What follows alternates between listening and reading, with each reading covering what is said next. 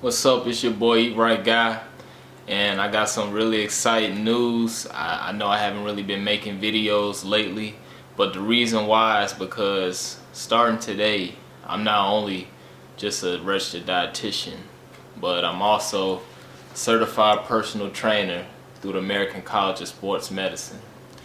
So I've been studying for this exam for a long time. It's been a long time coming. I've been putting it off, but finally I decided to take it and I passed it. And so I just kind of want to make this video real quick on anybody that's interested in taking this exam. I think it's like the standard for personal training certification. That's why I took it. I wanted to take the hardest one.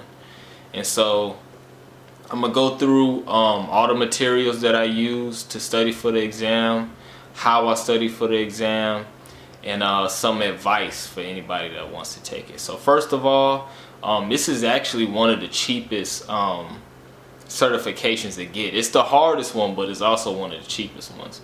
And so what you want to do is you want to order the study materials. I think they're around $150, maybe a little bit cheaper than that. And what it contains is this right here. This is pretty much the textbook, the American College of Sports Medicine's resources for personal trainers. This is the book that you really want to read. I read this book from cover to cover twice. The first time I just read it through just to get a grasp of the type of information I'm gonna need to know. And then the second time around, I went and took notes on each chapter on the things that I probably thought I need to really memorize. But I recommend, you don't have to probably read it twice, but I do recommend that you read it at least once over. So it comes with this book right here. Then it comes with this book, Certification Review.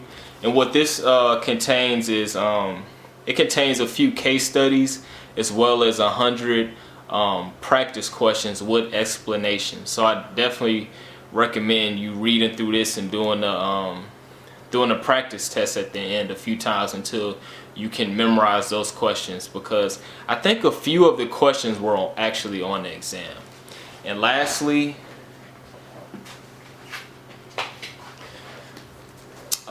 this little book right here, which is the guidelines for exercise testing and prescription.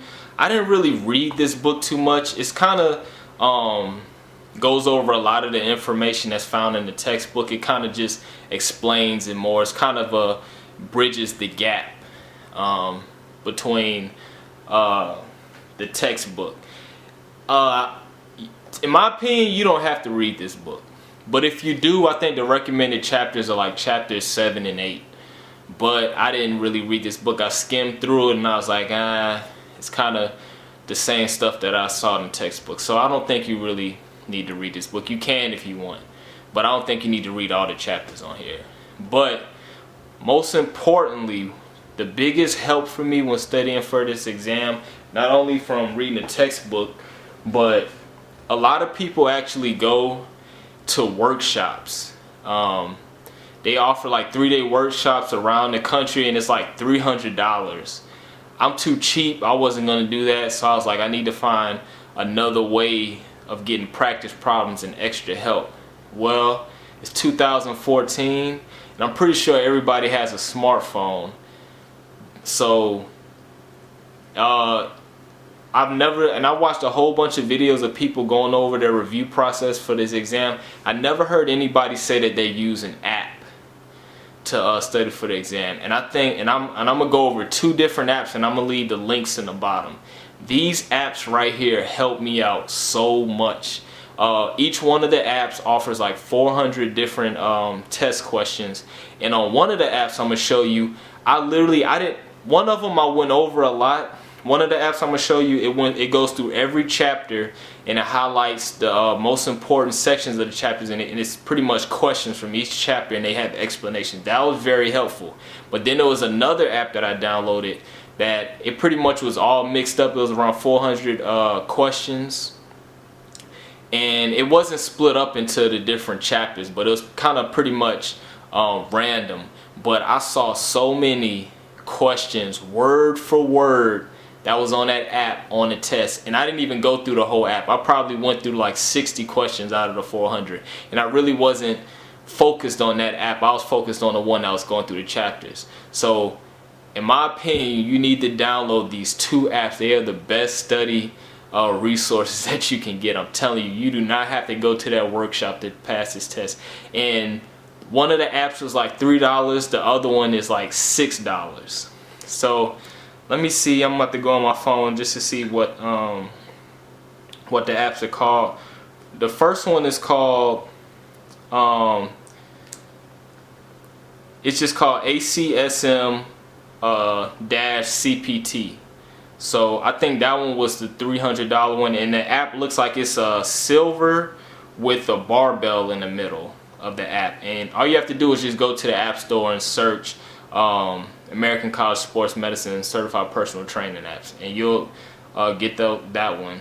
And both of the apps that I use are relatively new. So that one right here that I just described, this is the one that goes through each chapter. And it pretty much gives you questions on each chapter, and it covers pretty much the main points of the chapter with explanations.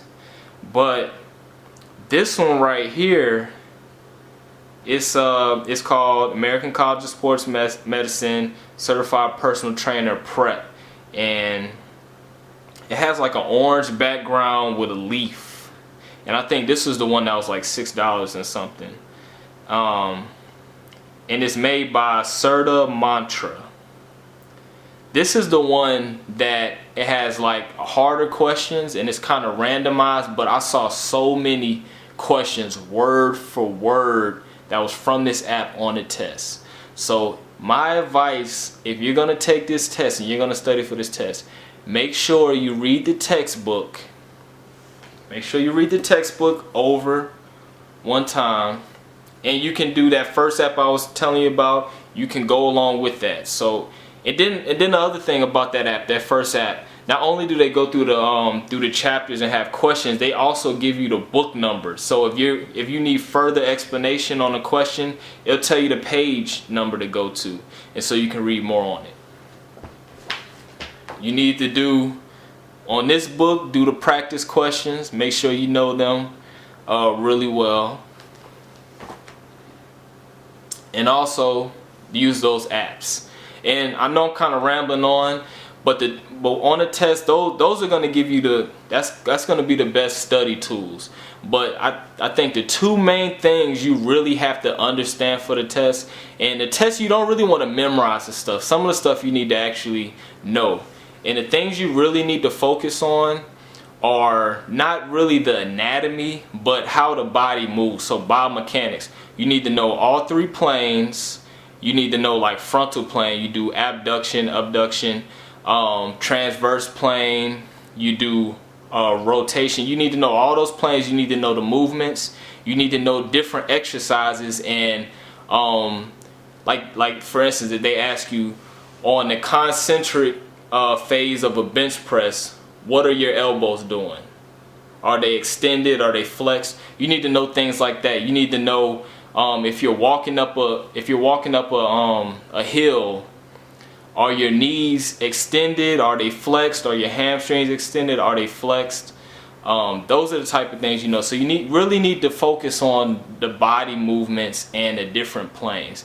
That's real big. And also risk factors.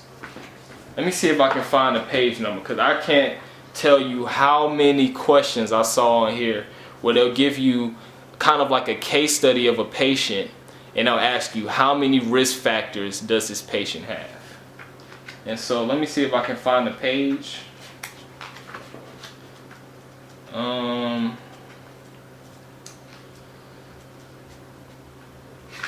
me see. Y'all just bear with me real quick. This is very important information.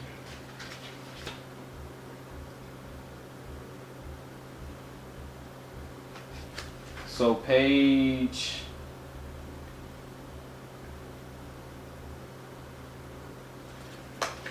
283, that chart, table 11.1, you need to know that backwards and forwards, because they're going to ask you a question. They're going to have a woman is 65 years old. She has her mother had a heart attack. She's sedentary. She's a smoker. her blood pressure is 140/90. How many risk factors does she have? They have so many questions just like that. And you really need to know this table, and you need to know what is considered a risk factor. And you also need to know how many risk factors a person has that's associated with mild, moderate, or high.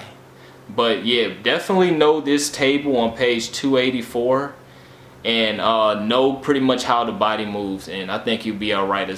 And especially just get those apps, because it's a lot cheaper to spend $10 on 2 apps that give you 800 total questions, where a lot of the questions are on a test, than going to a workshop that's 3 days all day, and it's gonna cost you like $300. And that's if you stay in a state where they're running a workshop. Like, they don't come to Louisiana, so I would have had to fly out or drive to another state, get hotel fees and everything, and then pay for all that stuff. So that's what you need to do if you want to pass the test. If it's something that I didn't go over, or you have more specific questions, just hit me up. You can kick me. You can hit me up on Instagram, or you can just shoot me a message on YouTube. But more videos are coming. You know what I'm saying? I finally got this studying out of the way, so I'm going to be more dedicated to YouTube. Holla at your boy.